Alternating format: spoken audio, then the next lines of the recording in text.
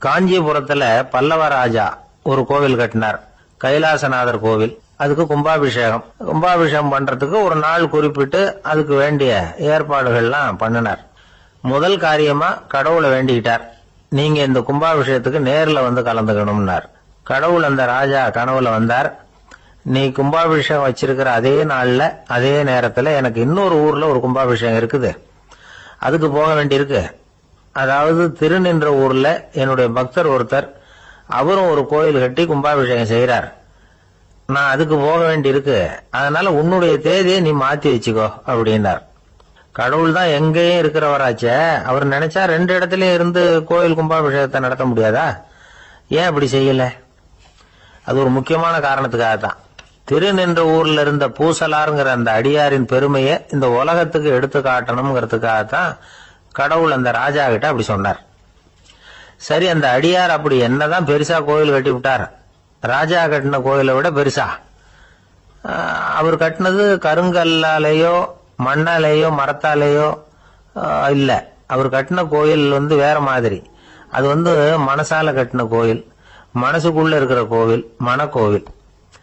அந்த அடியார் தன்னோட மனசுக்குள்ள மாசக்கணக்கா ஒவ்வொரு கல்லா சேர்த்து கட்டின கோவில். இந்த விஷயம் ராஜாவுக்கு தெரியாது. அவர் என்ன நினைச்சுட்டாரு, அது நாம கட்டின கற்கோயிலை விட ரொம்ப பெருசா இருக்கும் போல இருக்கு அப்படின்னு நினைச்சுட்டாரு. சரி, அப்பேற்பட்ட அந்த கோயிலை தரிசனம் பண்ணிவிட்டு வருவோம் அப்படின்னு நினைச்சு ராஜா திருநின்ற ஊருக்கு போறார். அங்க போய் பார்த்தா கோயிலையும் காணும், ஒன்னையும் காணும். கடைசியில பூசலார் கட்டின மனக்கோவில் தான் அதுங்கிறத அவர் புரிஞ்சுக்கிறார். உடனே அந்த அடியாரின் காலில் விழுந்து வணங்குறார். அவரோ, இது மனசால முயன்ற கோவில், இதுக்கு இத்தனை பெருமையா அப்படின்னு ஆச்சரியப்படுறார். இதுல ஆச்சரியப்படுறதுக்கு ஒண்ணு இல்ல. ஆண்டவன் விரும்புறது அகபக்தியை தவிர புற தோற்றங்களே அல்ல. இத நாம புரிஞ்சுக்கிட்டோம்னா நமக்குள்ள எந்த வேறுபாடுகளும் வர்றதுக்கு வழியே இல்லை. இன்னொரு ராஜா இருந்தார். அவரு ஆண்டவனுக்கு படைக்கிறதுக்காக ஒரு தார் நல்ல செவ்வாழை பழமா எடுத்துக்கிட்டு போகணும்னு நினைச்சார். அதனால முத நாளே அதை வாங்கிட்டு வர சொன்னார் வேலைக்காரங்கிட்ட. வேலைக்காரன் போனா கடத்தெருவில் ஒரு தார் பழம் வாங்கினா, வர்ற வழியில அவன் குடிசை அப்படியே எட்டி பார்த்துட்டு போவோமேன்னு நினைச்சான். போனான். அங்க இவனோட குழந்தை பாவம் பசியால கத்திட்டு இருக்கு. இவன் பார்த்தான், இவ்வளவு பெரிய தாரில் ஒரு 2 பழம் எடுத்தா தெரியவா போகுது அப்படின்னு நினைச்சு ஒரு 2 பழத்தை பிச்சு அந்த குழந்தைகிட்ட கொடுத்தான். அது அதை வாங்கி வயிறார சாப்பிட்டது, பசி அடங்குச்சு, விளையாட போட்டுது. இவன் அதுக்கப்புறம் வாழைப்பழத்தை எடுத்துக்கிட்டு அரண்மனைக்கு வந்தான். 2 பழம் பிச்சிருக்கிறது ராஜாவுக்கு தெரிஞ்சு போச்சு. இவன் உண்மையை சொல்லிவிட்டான். உடனே ராஜா, கடவுளுக்கு படைக்க வேண்டிய பொருளை குழந்தை எச்சில் பண்ண விட்டுருக்கியே அப்படின்னு சொல்லி அவனை கட்டி வச்சு சாட்டையால் அடிச்சார் பாவம். மறுநாள் பழத்தை கோயிலுக்கு எடுத்துட்டு போனார். கடவுள் முன்னாடி வச்சார். கடவுள் கண்ணை திறந்து பார்த்தார், பழம்லாம் அழுகி இருக்குது. என்ன இது அழுகி போன பழம் அப்படின்னார். ராஜா முழிச்சார். நல்லா தானே இருந்தது அப்படின்னு நினைச்சார். அப்போ கடவுள் அந்த ராஜா கிட்ட சொன்னாராம், இத பார்ப்பா, இந்த தாரில் 2 பழம் தான் நல்ல பழம், அந்த 2 பழங்களையும் நேத்துக்கே நான் சாப்பிட்டு விட்டேன் அப்படின்னாராம். அப்பதான் ராஜாவுக்கு புரிஞ்சுது, ஏழை குழந்தையின் பசியை தீர்க்கறதுக்காக உதவுன அந்த 2 பழம் தான் இறைவன் சாப்பிட்ட பழம்னு. இறைவன் இருக்கிற இடம் எது? இதுதான். இமயமலை அடிவாரத்துல ஒரு மடம். அங்க ஒரு சன்னியாசி இருந்தார். அவர்கிட்ட ஒருத்தர் வந்தார். சுவாமி, ஆசைய உதற நினைக்கிறேன், முடியல, ஊட்டிக்கிட்டே வருது அப்படின்னாராம். இப்படி உட்கார, ஒரு கதை சொல்றேன் அப்படின்னு சொல்லி அவர் சொல்ல ஆரம்பிச்சாராம். அவர் சொன்ன கதை என்னன்னா, ஒரு ஊர்ல ஒரு ஆள் இருந்தான். அவன் பேரு குப்புசாமி. அவன்கிட்ட எப்பவும் ஒரு பழைய தொப்பி இருக்கும், விடவே மாட்டான். அதனால அவனை எல்லாரும் தொப்பி சாமி அப்படின்னு தான் கூப்பிடுறது வழக்கம். ஒரு புது தொப்பி வாங்கிக்கப்படாதாப்பா அப்படின்னு நண்பர்கள்லாம் சொல்லி பார்த்தாங்க. பணத்துக்கு எங்க போவேன் அப்படின்னு விட்டானா. பணம் வச்சிருக்கான், செலவு பண்ண மனசு வரல, மகா கஞ்சன். பழைய பாட்டில்கள்லாம் வாங்கி வித்துக்கிட்டு இருந்தான். அப்படி ஒரு தடவை பழைய கண்ணாடி சாமான்களை ஏலத்தில் எடுத்தப்போ அதுல ஒரு அருமையான சென்ட் பாட்டில் கிடைச்சது. உடனே ஒரு ஐடியா பண்ணான். அந்த சென்ட்டை சின்ன சின்ன பாட்டில்கள்ல அடைச்சி ஜன்னல் ஓரமா அடுக்கி வச்சுட்டான். அதை வித்தா நிறைய பணம் கிடைக்குமே, அதனால. இதுக்கு இடையில ஒரு நாள் அவன் அப்படியே உட்காந்துருந்தான். அந்த நேரம் நண்பன் வந்தான். ஏண்டா, உன் பழைய தொப்பிய மாத்தப்படாதா? ஊர்ல எல்லாரும் கேலி பேசுறாங்களே உன்னை தொப்பி சாமின்னு அப்படின்னு சொல்லி கேட்டிருக்கான். இந்த சென்ட் பாட்டில் வித்ததும் பணம் வரும், அதுக்கப்புறம் பார்க்கலாம் அப்படின்னு நானா இவன். சரி வா, நீச்சல் குளத்துக்கு போயிட்டு வருவோம் அப்படின்னு கூப்பிட்டுருக்கான் நண்பன். 2 பேரும் போனாங்க. அதே நேரம் அந்த ஊர் நீதிபதியும் அங்க குளிக்க வந்தாராம். அவர்கிட்ட இருந்தது விலை வசந்த ஒரு புது தொப்பி. அதை அங்க இருந்த ஸ்டாண்ட்ல மாட்டிவிட்டு குளிக்க போனார். இதுக்கிடையில குப்புசாமி குளிச்சுட்டு வந்தான். அவனுடைய பழைய தொப்பியை காணல. அந்த புது தொப்பியை பார்த்தா இது நண்பனுடைய வேலை தான் அப்படிங்கறதாக புரிஞ்சுக்கிட்டு அதை எடுத்து மாட்டிட்டு வந்துட்டான். நீதிபதி குளிச்சுட்டு வந்து பாக்குறாரு, தொப்பியை காணும். போலீஸ்ல புகார் கொடுத்தார். அவங்க வந்து தேடினாங்க. ஒரு மூலையில பழைய தொப்பி கிடைச்சது. அடடா, இது நம்ம குப்புசாமியோட தொப்பி இல்லையா அப்படின்னு நானா ஒருத்தன். உடனே அவன் வீட்டுக்கு தேடிட்டு போயிருக்காங்க. அங்க போய் பார்த்தா புது தொப்பி அங்க இருக்குது. உடனே அவனுக்கு 1000 ரூபாய் அபராதம் போட்டாங்களாம். அவன் பணத்தை கட்டிவிட்டு ரொம்ப எரிச்சலோட வீட்டுக்கு வந்தான். பழைய தொப்பி கண்ணுல பட்டது. மறுபடியும் உன்னால தானே எனக்கு 1000 ரூபாய் நஷ்டம் அப்படின்னு சொல்லி அதை எடுத்துக்கிட்டு அப்படி போயிருக்கான். அந்த ஊர் குளத்துல வீசி எரிஞ்சிட்டு வந்துட்டான். அது மீன் பிடிக்கிற ஒருத்தன் கையில சிக்கிச்சு. அவன் வர்ற வழியில அதை எடுத்து வேகமா வீசி எறிஞ்சான். அது நேரா குப்புசாமி வீட்டு ஜன்னல் வழியா உள்ள வந்து இந்த சென்ட்டு பாட்டில்கள் மேல விழுந்து எல்லாம் உடஞ்சி நொறுங்கி போச்சு. குப்புசாமி பார்த்தான். தோட்டத்துல ஆழமா ஒரு குழியை வெட்டினான். அந்த தொப்பியை போட்டான், மூடிவிட்டான். இதை அடுத்த வீட்டுக்காரன் பார்த்தான். ஏதோ புதையல் தான் வச்சிருக்கான் போல இருக்குன்னு நினைச்சான். போலீஸ்ல போய் புகார் கொடுத்துட்டான். மறுபடியும் போலீஸ் குழியை தோண்டினாங்க. பழைய தொப்பி மறுபடியும் வெளியில வந்தது. எல்லாரும் சிரிக்கிறாங்க. அன்னைக்கு ராத்திரியே அந்த தொப்பியை எடுத்துக்கிட்டு நேரா புறப்பட்டான். ஒரு கல்லுல அதை சேர்த்து கட்டி குடிநீர் தொட்டி இருக்கும்ல, அதுல போட்டுட்டு வந்துட்டான். இனிமே என்ன பண்ணும் பாப்போம்னு. ஒரு நாள் திடீர்னு குழாயெல்லாம் அடைப்பட்டு போச்சு. மாநகராட்சி அலுவலர்கள் வந்து என்னன்னு பார்த்தா அந்த பழைய தொப்பி குழாயை அடைச்சிக்கிட்டு இருக்குது. இது குப்புசாமியோட தொப்பிங்கிறது தான் எல்லாருக்கும் தெரியுமே. உடனே குடிநீரை வந்து பாழாக்கணத்துக்காக குப்புசாமிக்கு கோர்ட்டு 2500 ரூபாய் அபராதம் போட்டுட்டுது. அதையும் கட்டிவிட்டு வெளில வந்தான். கடைசியா முடிவு பண்ணான். ஒரு நெருப்பு குச்சியை கிழிச்சான். தொப்பியை கொளுத்தினான். எரிஞ்சது. எடுத்து வெளில எரிஞ்சான். கொஞ்ச நேரத்துல தீ அணைப்பு படம் வந்துட்டுது. ஆமா, இவன் எடுத்து எரிஞ்சது வெளியில விழுந்து வீட்டு கூரையே பத்திக்கிட்டு எரிய ஆரம்பிச்சுட்டுது. அவனோட பணத்தாசையும் அதோட சேர்ந்து எரிஞ்சு போச்சான். இப்படி ஒரு கதை. இந்த கதையை சொல்லி முடிச்சார் அந்த இமயமலை அடிவாரத்துல இருந்த சன்னியாசி. இப்ப அந்த குப்புசாமி எங்க இருக்கிறான்னு கேட்டார் எதிரில இருந்தவர். இதோ உன் எதிரிலே இருக்கிறான், நான் தான் அந்த குப்புசாமி அப்படின்னாராம் அந்த சன்னியாசி. அந்த குப்புசாமி கிட்ட இருந்தது மாதிரி ஒரு பழைய தொப்பி நம்ம ஒவ்வொருத்தர்கிட்டே உண்டு. அதை எப்படி தொலைக்கிறதுன்னு தெரியாம தடுமாறிக்கிட்டு இருக்கிறோம். அது என்ன தொப்பிங்கிறீங்களா? அதுதான் நம்மை சூழ்ந்திருக்கிற மாயை அப்படிங்கிறார் சுவாமி சின்மயானந்தர். மெய்ஞானம் கிடைக்கிறப்போ மாயை வந்து எரிஞ்சு போகும் அப்படிங்கறது அவருடைய கருத்து. நம்மால் ஒருத்தர் வேகமா ஓடி வந்தார். காலில் மாட்டியிருந்த பழைய செருப்பு 2 ஆவேசமா தூக்கி ஒரு கிணத்துல போட்டுட்டு வெறுங்காலோட நடந்து வந்துகிட்டு இருக்கிறார். ஏன் அப்படி பண்ணீங்க அப்படின்னு கேட்டோம். அந்த செருப்புக்கு சொந்தக்காரன் வந்து பின்னாடி வந்துகிட்டு இருக்கிறான், அதனால அப்படி பண்ணேன் அப்படிங்கிறார் இவர். இன்பம் துன்பம் இது ரெண்டும் சேர்ந்ததுதான் வாழ்க்கை. இது எல்லாரும் சொல்லிட்டு இருக்கிற ஒரு உண்மை. அது சரி, இது ரெண்டும் வர்றதுக்கு என்ன காரணம்? துறவி ஒருத்தர் யோசிச்சு பார்த்திருக்காரு. இன்ப துன்பம் தோன்றுவதற்கு முக்கியமா 6 காரணங்கள் உண்டு அப்படிங்கிறார் அவர். அது என்னங்கிறத நாமளும் தெரிஞ்சு வச்சுக்குவோமே. இப்ப முதல் காரணம் சுயநலம். ஒரு தாயார் வந்து தன்னுடைய சுயநலம் கருதி தன்னுடைய மகன் இன்பமா இருக்கணும்னு ஆசைப்படுறாங்க. மகனும் அப்படியே ஆசைப்படுறான். அதனால தாயாரின் இன்ப துன்பங்களை பார்த்துட்டு மகனும் இன்ப துன்பம் அடையறான். அந்த அம்மாவுக்கும் அதே நிலைமை தான்.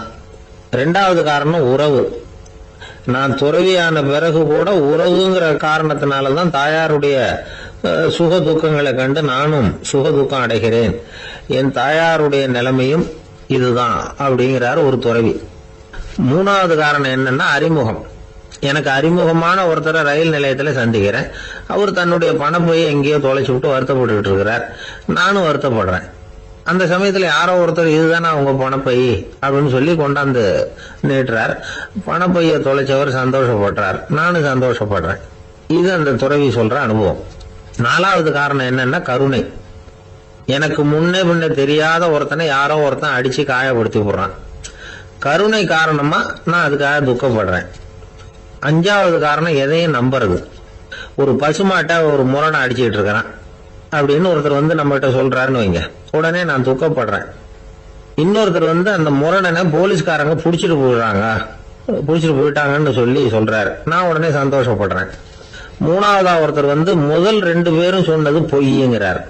அப்ப நான் இன்ப துன்பம் 2மே இல்லாம நிம்மதியா இருக்கிறேன். இது ஒரு விதம். அடுத்தது 6வது காரணம் என்னன்னா தன்மயமாகுதல்.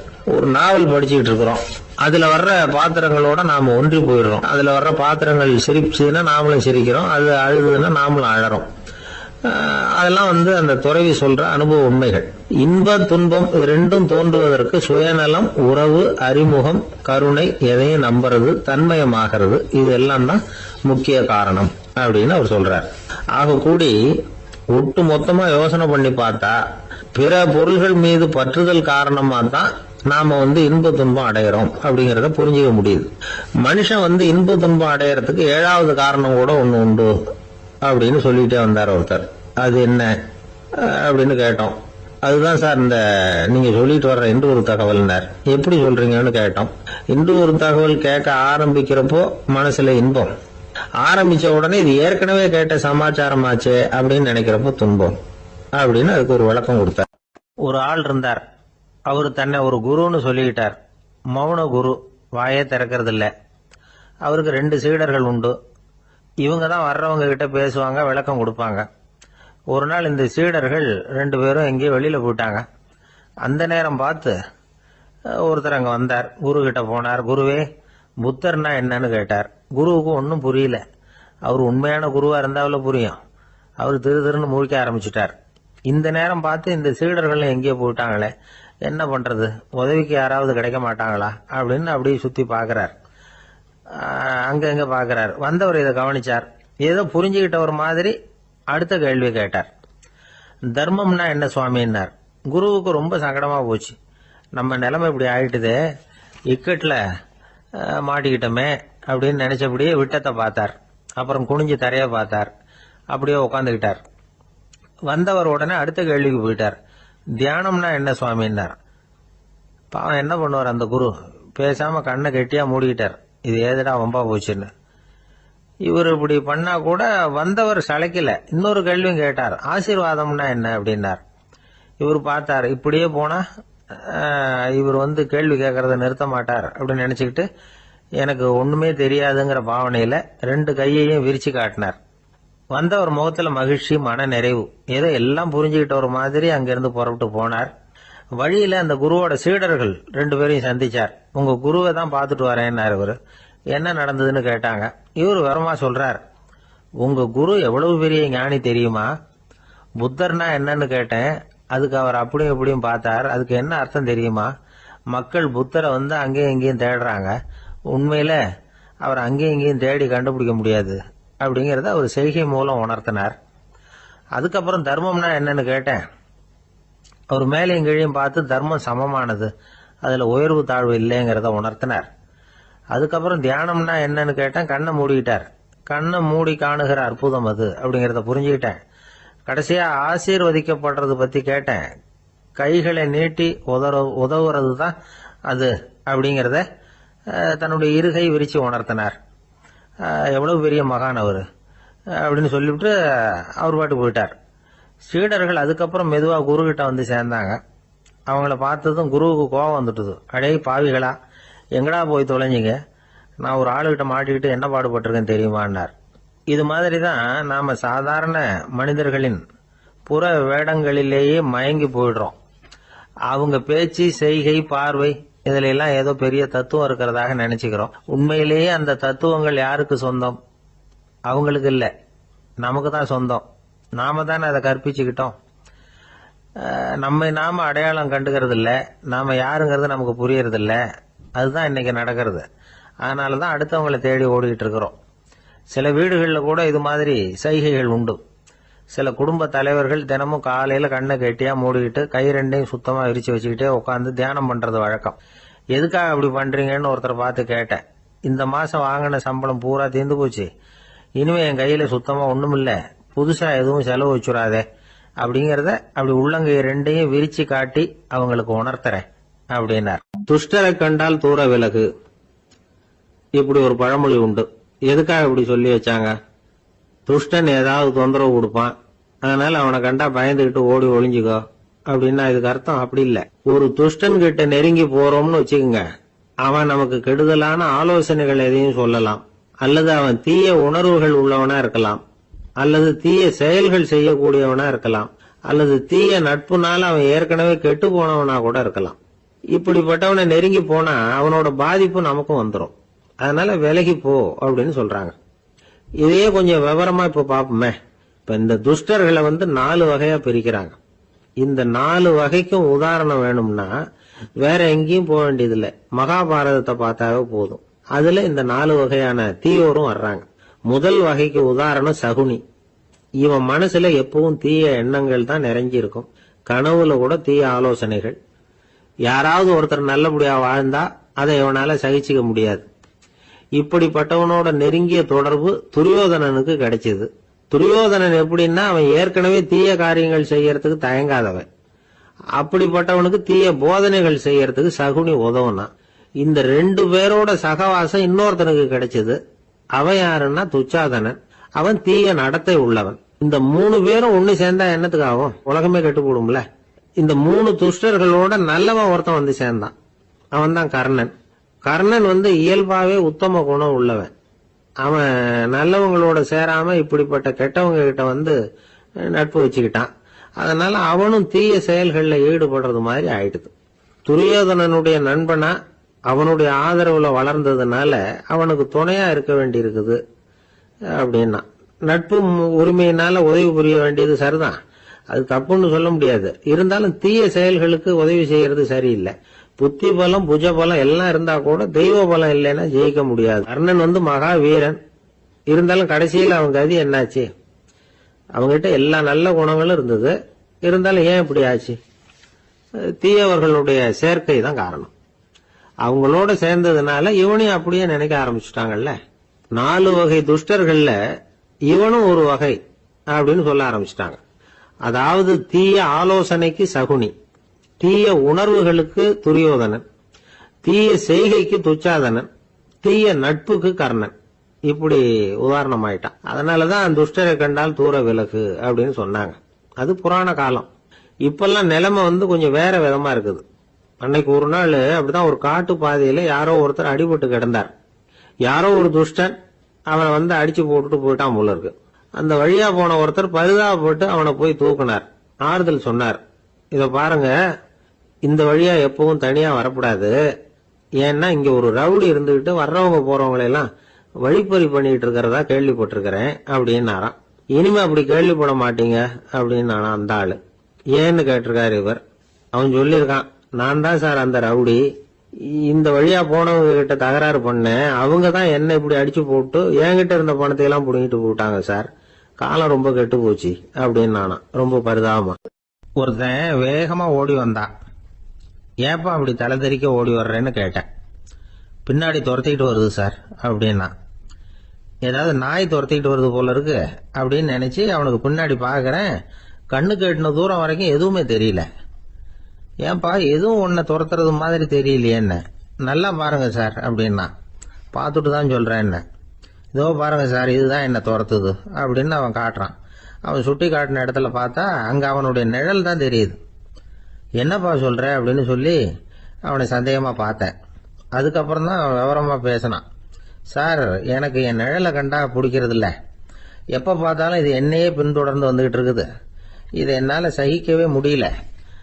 இதை என்கிட்ட இருந்து பிரிக்கிறதுக்கு எவ்வளவோ முயற்சிகள்லாம் பண்ணி பார்த்துட்டேன், முடியலன்னா. அப்படி என்னென்ன முயற்சிகள் பண்ணினேன் அப்படின்னு கேட்டேன். அவன் என்னென்ன செஞ்சாங்கிறத விவரமா சொன்னான். அவன் என்ன பண்ணிருக்கிறான், ஒரு பெரிய குழியை தோண்டி அதுல தன்னுடைய நிழலை புதைச்சிருவோம் அப்படின்னு முடிவு பண்ணிட்டு மண்வெட்டி எடுத்துக்கிட்டு தோட்டத்து பக்கம் போயிருக்கான். ஆழமா ஒரு குழியை தோண்டி இருக்கான். குனிஞ்சு பாக்குறான். அந்த குழிக்குள்ள தன்னுடைய நிழல் தெரியுது. ஆஹா, இதுதான் சமயம். நிழல் இப்ப குழிக்குள்ள இருக்கு, மண்ணை போட்டு மூடி போடலாம் அப்படின்னு நினைச்சுக்கிட்டு கொஞ்சம் மண்ணை அள்ளி போட்டான். பார்த்தா இப்ப அந்த நிழல் அந்த மண்ணுக்கு மேல நிக்குது. இது ஏதுடா வம்பா போச்சு அப்படின்னு அவசரமா மண்ணை வாரி போட்டு மூடி பாக்குறான். குழி பூராவும் மூடி விட்டு பாக்குறான். மறுபடியும் நிழல் மேல உட்காந்துக்கிட்டு இருக்குது. சரி, இத குழியில புதைக்க முடியாது அப்படின்னு முடிவு பண்ணிட்டு இதை இங்கேயே இப்படியே விட்டுட்டு ஒரே ஓட்டமா ஓடி போடுவோம் அப்படின்னு நினைச்சு எடுத்தான் ஓட்டம். அது காலை நேரம். இவன் மேற்க நோக்கி ஓடிட்டு இருக்கிறான். ஓடி ஓடி பாக்குறான், நிழல் இவனை விட வேகமா இவனுக்கு முன்னாடி ஓடிட்டு இருக்கு. சரி, திரும்பி ஓடி பார்ப்போம் அப்படின்னு நினைச்சுக்கிட்டு அப்படியே சடார்னு திரும்பி ஓட ஆரம்பிச்சான். பார்த்தான், அப்பாடா நிழலை காணல. கொஞ்ச தூரம் ஓடி ஒரு இடத்துல நின்னு அப்படியே சாவகாசமா திரும்பி பாக்குறான். பின்னாடி நின்றுட்டு இருக்குது நிழல். இப்படி ஓடி வந்துதான் இங்க நம்ம முன்னாடி நின்று தன்னுடைய அவஸ்தையை சொல்லிட்டு இருக்கிறான். இந்த நிழலை துரத்துறது அல்லது வெட்டி விடுறது, இதுக்கு ஏதாவது வழி இருக்கா சொல்லுங்க சார் அப்படிங்கிறான். நமக்கு ஒன்றும் புரியல. அந்த நேரம் பார்த்து ஒரு பெரியவர் வந்தார். அவர்கிட்ட யோசனை கேட்டோம், என்ன செய்யலாம்னு. அவர் சொன்னார், இந்த பாருப்பா, நீ அங்கேயும் எங்கேயும் ஓடாத, அப்படியே கீழே படுத்துக்கொண்டார். அது நல்ல உச்சி வேலை. அவன் அப்படியே கீழே படுத்துக்கிட்டான். இப்போ அப்படி இப்படின்னு திரும்பி பார்க்கறான், நிழலை காணல. அவன் இப்போதான் நிம்மதியா இருந்தான். இப்ப அந்த பெரியவர் சொன்னார், எல்லா மனிதர்களுமே இப்படிதான் ஓடிட்டு இருக்கிறாங்க. நான் எனது அப்படிங்கிற ஆணவம் தான் அவங்கள துரத்திக்கிட்டு இருக்கு. அதை விட்டுட்டு ஓடணும்னு நினைச்சாலும் அது முன்னாடி வந்து நிக்குது. பரம்பொருளை நோக்கி ஓடுறப்போ இந்த ஆணவம் பின்னாடி வந்துடுது. பரிபூர்ண சரணாகதிங்கிற நிலையில அது முழுசுமா மறைஞ்சுடுது. தன்னை உணர்கிற வேலை அது. அந்த நேரம் மனிதனுக்கு விடுதலை உணர்வு ஏற்படுகிற நேரம் அது. அப்படிப்பட்ட சுதந்திர மனிதர்களாக எல்லாரும் மாறி போயிட்டாங்கன்னா இந்த உலகமே இன்பமயம் அப்படின்னு ஒரு விளக்கம் கொடுத்தார் பெரியவர். நம்மால் ஒருத்தர் வேகமா ஓடி வந்துகிட்டு இருந்தான். ஏன்டா அப்படி ஓடி வர்ற அப்படின்னு கேட்டார் எதிரில் வந்தவர். ஆசை துரத்துது, அதுதான் ஓடி வர்றேன்னா. உனக்கு என்ன ஆசைன்னு கேட்டார். எனக்கு ஒன்றும் ஆசை இல்லைங்க, என்னை எப்படியாவது பிடிச்சுடணும்னு போலீஸ்காரங்களுக்கு ஆசை. அந்த ஆசை இப்ப என்னை துரத்தி பின்னாடி வந்துகிட்டு இருக்குது. அதுதான் தப்பிச்சு வந்துகிட்டு இருக்கிறேன். குறுக்க நிக்காதீங்க சார், வழியை விடுங்க அப்படின்னு சொல்லிவிட்டு வேகமா ஓடி மறைஞ்சான். ஊர்ல ஒரு மன்னன் இருந்தான், கொடுங்கோல் மன்னன். நிறைய தொந்தரவு பண்ணிட்டு இருந்தான். அவன் ஒரு தடவை என்ன பண்ணான் தெரியுமா? ஒரு தப்பும் பண்ணாத ஒரு இளைஞனை பிடிச்சி ஜெயில அடைச்சுட்டான். அந்த பையனோட சொந்தக்காரங்கள்லாம் ராஜா கிட்ட போனாங்க. அவன் ஒரு தவறும் பண்ணல, அவனை விடுதலை பண்ணுங்க அப்படின்னு கெஞ்சி கேட்டுக்கிட்டாங்க. மன்னன் வந்து யோசனை பண்ணான். அந்த இளைஞனை கூப்பிட்டுட்டு வர சொன்னான். அவனை கொண்டாந்து ராஜா முன்னாடி நிறுத்தினாங்க. இதை பாருப்பா, உன்னை நான் விடுதலை பண்ணுவேன், ஆனா ஒரு கண்டிஷன். அந்த நிபந்தனையை நீ நிறைவேற்றினா உனக்கு விடுதலை அப்படின்னா மன்னன். சரின்னு ஒத்துக்கிட்டான் பையன். மன்னன் வந்து கண்டிஷன் என்னங்கிறத சொன்னான். உங்ககிட்ட ஒரு செம்மறி ஆட்டை கொடுக்க போறேன். 1 மாசத்துக்கு அதுக்கு தேவையான தீனியையும் கொடுக்க போறேன். 1 மாசம் கழிச்சு அந்த ஆட்டை வந்து எடை போட்டு பார்ப்பேன். அந்த ஆட்டின் எடை கொஞ்சம் கூட கூடி இருக்கக்கூடாது. எடை கூடி இருந்தா உனக்கு விடுதலை கிடையாது. என்ன சொல்ற அப்படின்னா. பையனுக்கு ஒன்றும் புரியல, பயமா போட்டுது. குழம்பிக்கிட்டே நின்றுட்டு இருக்கிறான். சரி, ஒரு நாள் டைம் தரேன், நல்லா யோசனை பண்ணி பார்த்துட்டு நாளைக்கு உன் முடிவை சொல்லு அப்படின்னா மன்னன். பையன் கவலையோட வெளியில வந்தான். அங்க ஒரு பெரியவர் நின்றுகிட்டு இருந்தார். அவர்கிட்ட விஷயத்தை சொன்னான். அந்த பெரியவர் இந்த பையனுக்கு காதோட காதா ஒரு வழியை சொல்லி கொடுத்தார். அதை கேட்டதும் பையன் மறுபடியும் மன்னன் முன்னாடி வந்து நின்னா, உங்க நிபந்தனையை ஏத்துக்கிறேன்னு சொன்னான். மன்னன் வந்து ஒரு ஆட்டுக்குட்டியையும் அதுக்கு 1 மாசத்துக்கு தேவைப்படுற தீவனத்தையும் கொடுக்கும்படியா உத்தரவு போட்டான். கொடுத்தாங்க, ஓடிட்டு போயிட்டான். 1 மாசம் தினமும் தவறாம அந்த தீவனத்தை ஆட்டுக்குட்டிக்கு போட்டுக்கிட்டு இருக்கிறான். 1 மாசம் கழிச்சு அந்த ஆட்டை வந்து அரண்மனைக்கு ஓட்டிட்டு போனான். மன்னன் அதை எடை போட்டு பாக்குறான், எடை கூடவே இல்லை, அப்படியே தான் இருக்குது. உடனே போட்ட நிபந்தனைப்படி அந்த இளைஞனை வந்து விடுதலை பண்ணிவிட்டான். சரி, ஆட்டுக்கு எடை கூடாம இருக்கிறதுக்கு அந்த பெரியவர் சொல்லி கொடுத்த யோசனை என்ன அப்படின்னா, அது வேற ஒண்ணும் இல்ல. அந்த ஆட்டுக்கு எதிரில அது கண்ணுல படுற மாதிரி ஒரு ஓநாயை கட்டி போட சொன்னார். அவ்வளவுதான். ஆட்டுக்கு ஓநாய்ங்கிறது பிறவி பகை. ஓநாயை பார்த்தா ஆடு நடுங்க ஆரம்பிச்சிரும், அவ்வளவு பயம். தினமும் அந்த ஆடு பயந்துகிட்டே தீனி சாப்பிட்டுது, எடை கூடல. அதுதான் ரகசியம். இது வந்து சின்ன பிள்ளைங்களுக்கான ஒரு கதை. இதுல இருந்து தெரிஞ்சுக்க வேண்டிய உண்மை என்னன்னா, நாமெல்லாம் சாப்பிடுறப்ப மனசும் உடம்பும் அமைதியா இருக்கணும். அப்பதான் அது உடம்புல விட்டும். அவசரத்திலையும் பயத்திலையும் சாப்பிட்டா அது சரியா ஜீரணம் ஆகாது. இன்னொரு ராஜா இருந்தார். அவரும் ஒரு இளைஞனை ஜெயில அடைச்சு விட்டார். விடுதலை பண்ணணும்னா ஒரு கண்டிஷன்னார். என்னன்னு கேட்டான். ஒரு ஆட்டுக்குட்டியை உன் முன்னாடி கொண்டாந்து நிறுத்துவேன், நீ அதுகிட்ட ஒரு கேள்வி கேட்கணும், அதுக்கு சரியான பதில சொல்லணும். அப்படி செஞ்சுட்டா உனக்கு விடுதலைன்னார். இளைஞன் யோசனை பண்ணி பார்த்தான். சரின்னு ஒத்துக்கிட்டான். அது பிரகாரமே ஆட்டுக்குட்டிய பதில் சொல்ல வச்சுட்டான். என்ன நடந்தது தெரியுமா? ஆட்டுக்குட்டியை கொண்டாந்து நிறுத்தினாங்க. இவன் மெதுவா அதுகிட்ட போனான். அது காது கிட்ட போய் ஏப்ரலுக்கு அடுத்த மாசம் என்ன மாசம்னு கேட்டான். அது உடனே மேன்னு கத்திச்சு. இவன் விடுதலை ஆயிட்டான். எனக்கு இது மட்டும்தான் சார் தெரியும், இதை தவிர வேற எதுவும் தெரியாது அப்படின்னு சொல்லிக்கிட்டே காலம் தள்ளுறவங்க ரொம்ப பேர். அவங்க எல்லாம் கஷ்டப்பட வேண்டியிருக்கும். ஒருத்தர் தன்னுடைய தொழில ரொம்ப கெட்டிக்காரரா இருக்கலாம். அதுக்காக எப்பவும் அதே ஞாபகத்துல இருந்துகிட்டு உலகியல் அறிவு இல்லாம இருந்துடக்கூடாது, அது ஆபத்து. இதுக்காக நம்ம தாத்தா பாட்டி எல்லாம் ஒரு கதை சொல்லுவாங்களே, கேள்விப்பட்டிருக்கீங்களா? ஒரு சமயம் ஒரு 4 பேர் சேர்ந்து வெளியூருக்கு பிரயாணம் போனாங்களாம். அந்த 4 பேர் எப்படி தெரியுமா? ஒருத்தர் வேதாந்தி, இன்னொருத்தர் சங்கீத வித்வான், 3வது ஆள் வைத்தியர், 4வது ஆள் ஜோசியர். இவங்க 4 பேரும் நண்பர்கள். அதனால சேர்ந்து புறப்பட்டாங்க.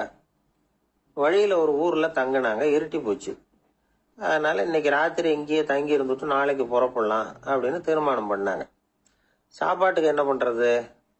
அங்கேயே கடத்தருவுக்கு போய் சாமான்லாம் வாங்கியாந்து சமைச்சு சாப்பிடலாம்னு முடிவு பண்ணாங்க. 4 பேர் இருக்கிறதுனால ஆளுக்கு ஒரு காரியமா செய்யலாம் அப்படின்னு வேலையை பிரிச்சுக்கிட்டாங்க.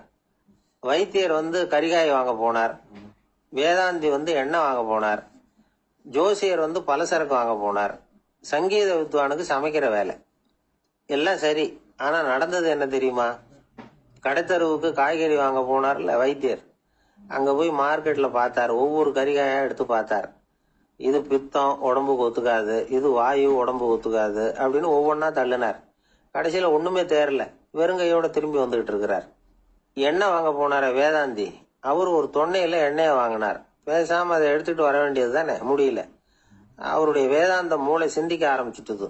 இந்த தொன்னைக்கு எண்ணெய் ஆதாரமா அல்லது எண்ணெய்க்கு தொன்னை ஆதாரமா அப்படிங்கிற ஆராய்ச்சியில இறங்கினார். என்னாச்சு தெரியுமா? அப்படி கவுத்து பார்த்தார். வாங்கின எண்ணெய் பூராவையும் வழியில கொட்டிவிட்டு வெறும் தொன்னையோட சேர்ந்தார். பலசரக்கு வாங்க போனார ஜோசியர், அவரு ஒரு வழியில பார்த்தாரு. வழியில வந்தவங்களெல்லாம் அங்கங்க ஒரு மரத்தடியில உட்கார வச்சு அவங்களுக்கெல்லாம் ஆர்வம் சொல்ல ஆரம்பிச்சிட்டார். அப்படி ஒவ்வொருத்தரா சொல்லி முடிச்சுட்டு கடத்தருக்கு போய் சேர்ந்தாரு. இவர் அங்க போய் சேர்றதுக்குள்ள ரொம்ப நேரம் ஆயிட்டுது. கடையெல்லாம் பூட்டி விட்டு போயிட்டாங்க. என்ன செய்யறது? அவரும் வெறுங்கையோட திரும்பி சேர்ந்தார். சரி, இவங்க கதை தான் இப்படி ஆச்சு. அங்க சமைக்கிறதுக்காக உட்கார்ந்து இருந்தாரு சங்கீத வித்வான். அவரு கதை என்னாச்சு தெரியுமா? அங்க அவர் அடுப்பை பத்த வச்சு ஒலைய கொதிக்க வச்சார். அதாவது ஒரு பானையில தண்ணியை ஊத்தி அடுப்புல வச்சார். அது கொதிக்க ஆரம்பிச்சது. தண்ணி கொதிக்கிற சத்தம் இருக்குதுல்ல, அது இவருக்கு தாளம் போடுறது மாதிரி இருந்தது. ஒரே குஷி, பாட ஆரம்பிச்சுட்டார். பாடிக்கிட்டே உற்சாகமா கையில் இருந்த கரண்டியால அந்த பானையில தட்டினார், தாளம் போடுறதா நினைச்சுக்கிட்டு. அவ்வளவுதான், பானை பட்டுன்னு உடஞ்சு போச்சு. தலையில கை வச்சுக்கிட்டு அவரும் உட்காந்துட்டார். எந்த தொழில் தெரிஞ்சாலும் சரி, அதை புத்திசாலித்தனமா பயன்படுத்த தெரியலன்னா ஆபத்து தான். அதுக்காக தான் இந்த கதை. ஒரு பஸ் டிரைவர் ரொம்ப கெட்டிக்காரரு. பஸ் ரொம்ப திறமையா ஆபத்து இல்லாம ஓட்டுனதுக்காக பரிசுலாம் வாங்கினவர். அவரே ஒரு படகு ஓட்டுறதுக்காக அழைச்சிட்டு போயிருக்கிறாங்க, மோட்டார் படகு. அதையும் ரொம்ப திறமையா தான் ஓட்டிட்டு போயிருக்கிறாரு. நடுக்கடல்ல போனதும் படகு நின்று போச்சு. மோட்டார்ல ஏதோ கோளாறு. என்ன செய்யலாம் அப்படின்னு அந்த டிரைவரை கேட்டிருக்கிறாங்க படகுல இருந்தவங்க எல்லாம். அப்போ அவர் சொன்னாராம், கவலைப்படாதீங்க, ஒன்றும் பிரச்சனை இல்லை, எல்லாரும் கொஞ்சம் கீழே இறங்கி பின்னாடி தள்ளுங்க, மோட்டார் ஸ்டார்ட் ஆயிடும் அப்படின்னா. வயிறு பசிக்குதேங்கிறது சிலரோட கவலை, வயிறு பசிக்க மாட்டேங்குதே அப்படிங்கிறது சில பேரோட கவலை. 2 விதமான கவலைக்கும் வயிறு தான் காரணமா இருக்குது. வயிறு பசிச்சதுன்னா அது இயற்கை, வயிறு பசிக்கலைன்னா அது வியாதி. ஆனா பசியையும் நாம பசிப்பிணி அப்படின்னு தான் சொல்லுவோம். என்ன காரணம்? வியாதியை போக்க வேண்டியது எவ்வளவு முக்கியமோ அதை விட முக்கியம் பசியை போக்க வேண்டியது. ஒரு சமுதாயத்துல பசிப்பிணியே இருக்கக்கூடாது, அதுதான் நல்ல சமுதாயம். பசியை போக்கணும்னா சாப்பாடு போடணும், பசியின்மையை போக்கணும்னா வைத்தியம் தான் பண்ணணும். இது சம்பந்தமா எவ்வளவோ ஆராய்ச்சிகள் நடக்குது, நிறைய மருந்து கண்டுபிடிச்சிருக்கிறாங்க. நம்ம உடம்புல பசியை தூண்டக்கூடிய பகுதி எது, இதை முதல்ல தெரிஞ்சுக்கணும் இல்லையா? நாம சாப்பிடுற ஆகாரம் செரிக்கிறதுக்கு எது காரணம் தெரியுமா? நம்ம மூளையோட பின்பகுதி தான் அதுக்கு காரணமா இருக்குதான். மூளையின் பின்பகுதியில நரம்பு செல்களால் ஆன 2 வகையான ஆரக்சின்கள் தான் பசியை உண்டாக்குது அப்படின்னு கண்டுபிடிச்சிருக்கிறாங்க. 2 ஆய்வாளர்கள் இதை கண்டுபிடிச்சிருக்காங்க. அவங்க 2 பேரும் டெக்சாஸ் பல்கலைக்கழகத்துல ஹார்வர்டு ஹக்ஸ் மருத்துவ கல்வி நிலையத்துல பணிபுரியறவங்களாம்.